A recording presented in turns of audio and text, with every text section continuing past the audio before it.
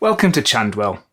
My name's Michael and I'm building this N-scale model of a rundown West Yorkshire town set in 1993. If you watched my video on Monday, you'll have seen me present my detailed scale model of a Victorian dye drying works, alongside my friend Adrian's model of an LNWR turntable observation tower. Now, some of you cottoned on already, but did you spot the clues? I've got some pages of the Engineer magazine here dated the 1st of April 1888. So until then, thank you for watching, take care, and I'll see you next time.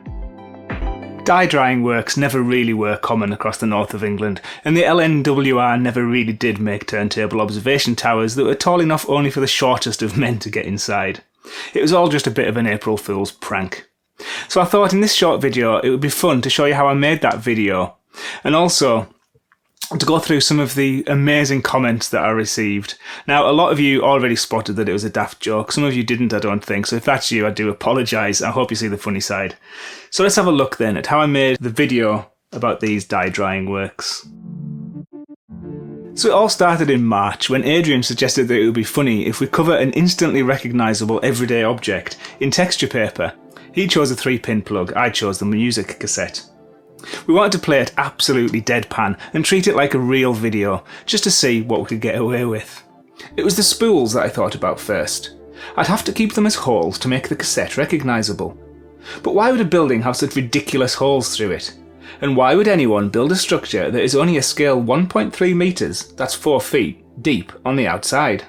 I started by asking Microsoft's Copilot AI what it thinks a cassette-shaped Victorian building would look like. It took me a lot of time and much rewriting of my prompts. It took days because I kept running out of credits. I saw some pretty ridiculous things, and some a little disturbing. But eventually this one popped out, and the spark of an idea was born. I sketched a few ideas in the free software Inkscape. The accurate measurement that Inkscape uses meant that I could get the shape of the cassette exactly right. I then just arranged shapes on top of it in the rough arrangement of something vaguely Victorian. I thought doors in the lower part of the cassette would look a bit strange, so I decided on a grand staircase to a first floor entrance. There is a little door around the back though, for the workers to use. I settled on the chapel-like one and arranged windows where I could. The upper floors would be typical ones made with acetate and the sticky label method, whereas the ones that were stuck to the cassette itself would need to be bricked up. My AI-generated picture was not very Victorian looking, but I was going to stick with it. But then Adrian sent me a photo of his completed plug that he'd manipulated in Photoshop to look like an old photo of an overgrown turntable observation tower. He then went one farther. After printing it out and laying it on top of a real book, he took an intentionally blurry photo of the book to make it look like his prototype inspiration. I imported the AI picture into Inkscape, and my first step was to make it narrower. To be funny, this building needed to be the same depth as the cassette. My good friend and expert modeller Tim then stepped in. He used Photoshop to add the staircase, take the double ventilation tunnels down to just one row, and cover the plastic-looking surface with stonework. Back in Inkscape, I added a radial edged mask to round off the drawing. And then, with a blend mode of multiply and an opacity of 75%, I dropped it on top of some old parchment texture. A final brown splodge with a blend mode of screen and an opacity of 75% was put on top of the whole thing to turn the ink a brown colour. I thought I was done now, but then I started to write the video's script and I thought I could do one better. The pages of the Engineer are genuine because I really do like this article about the opening of the line between Ilkley and Skipton. It wasn't dated the 1st of April 1888 though, it was June the 15th. I took a photo of the page and brought it into Inkscape. By taking a clip of the bare paper, I blotted out the original date. And, as luck would have it, the font Modern Number 20, already on my computer, was an almost exact match for the 1888 typeface. I just typed the date on top, sized it and rotated it to match the photo, and then applied a blur of 13.5% to make it match the rest of the text. I used the same technique to change the Sturgeon gas engine to Dye Drying Works Bradford, and then I carefully blotted out the beautiful drawing of said engine. Finally, I just dragged my drawing from before onto the page, and there we are. I printed an A4 copy for the wide shot, and a full-sized copy for the close-up.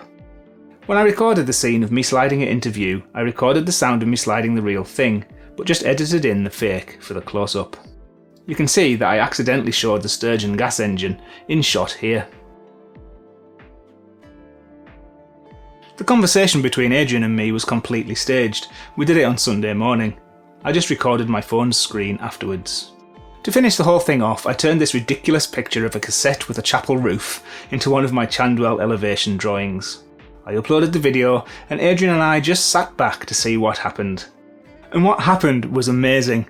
I think a few people fell for this silly stunt, but a lot of people didn't, and an incredible amount of you played along in the comments. So let's take a look at some of these comments, because they really did make my Easter. So I got a bit worried when I saw this first one. That is so cool. Love the use of an obsolete format to make an obsolete industrial building. Very meta. I thought, oh no, everyone's going to fall for it. But then I saw, and for clarification, yes, I did fall for this, but in my defence it did come out before midnight. Channel members always get access to my videos before they're published to everybody else, so if you are interested in being a member, then there's a silver button that you can click at the end of the video. I'm a bit suspicious about the date of the Engineer magazine. I do hope the preserved building isn't turned into flats. I think the internal dimensions of that building will probably be about a foot, so yeah, I also don't think I'd like to live there if it was turned into flats. Can I just double check, these were really that skinny? Based on surviving information, yes, the more common ones like this were quite skinny. These works were typically measured by the number of parallel sets of dyed fabric that they could handle at one time, and this represents a standard 2-track version. I love the ones that tie it all into being cassettes, it's really funny. Was the foundation stone of the mill laid on the 1st of April 1859? Yes, it was. Chandwell, where we dry our dyes, unlike those from Leeds, who merely taint everything. I do laugh at the Leeds comment that comes onto every week's video. If you removed the tabs on the cassette, would it stop the building being erased? Your drying house is missing the graphite shaft spindle winder. And the furful valves. I was wondering if a C60 or a C90 tape would be more authentic. I did give that some thought. I thought the one I chose was probably the ones that the Victorians would have used. It's good quality. Is this partly an April Fool's thing? Which part? Brittany Scroggins needs our help. Donate today. And one of my favourites. I believe the windows were used as observation points to observe the ducks flying backwards to our famous treacle mines in Pudsey, farther down the valley.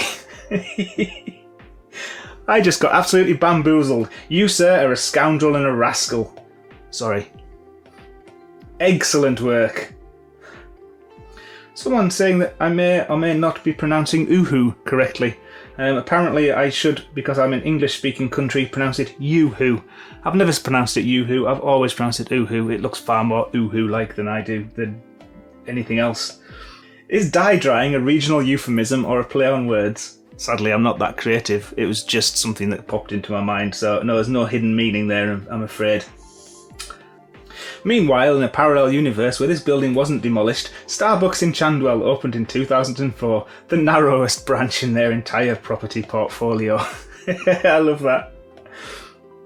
And that's it. Some of those comments I missed a lot out, but they were really, really good. They really, really did make me laugh. I will be replying to them all eventually. But thank you for watching. It's been an absolute fabulous video. It was a bit daft, but you know, the way that you all played along really, really made it worthwhile. So next week I'm going to get back to Station Road, I promise. I've been putting some interiors in the flats above the kebab shop recently.